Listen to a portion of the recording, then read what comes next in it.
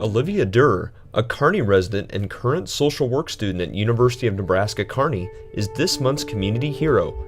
Derr volunteers at the Kearney Animal Shelter and has fostered and cared for 30 dogs since 2011. I just had asked if there was any animals that needed fostering because we have a lot of animals that do come in that may not be adoptable right away. And so I was just like, hey, if there's anybody that does need fostered, I can definitely take them. And so there was a little poodle Maltese mix that came in and he had a broken leg.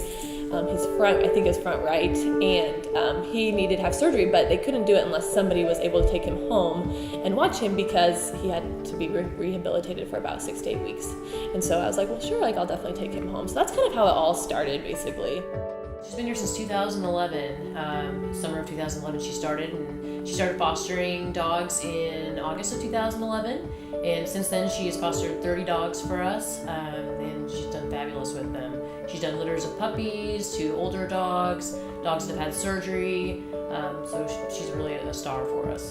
So basically an animal will come in and they won't be adoptable right away. So they might have some slight food aggression or might be really nervous, neglected, abused, just not really adoptable. And so basically we'll just take them home and you work with them, give them lots of love, lots of attention, work with their issues that they have.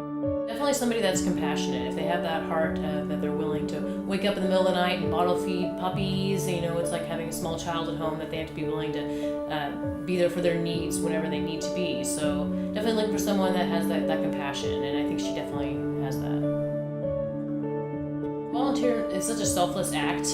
We are a nonprofit, 100% nonprofit organization. So every donation someone makes, whether it be monetary or their time or items, I consider that volunteering. I mean, if they're giving $5 to us at one time, or they're bringing in a pile of blankets, they're volunteering essentially. They're taking the time to actually come into the shelter, drop off items, or walk a dog for us, or play with our cats, whatever it is. And time is precious. It's one of those things that if people can have the option to go to the pool for the day, or they have the option to come play with our animals and get them socialized, and they choose to come and play with the animals. That's a really selfless act, and we really appreciate it.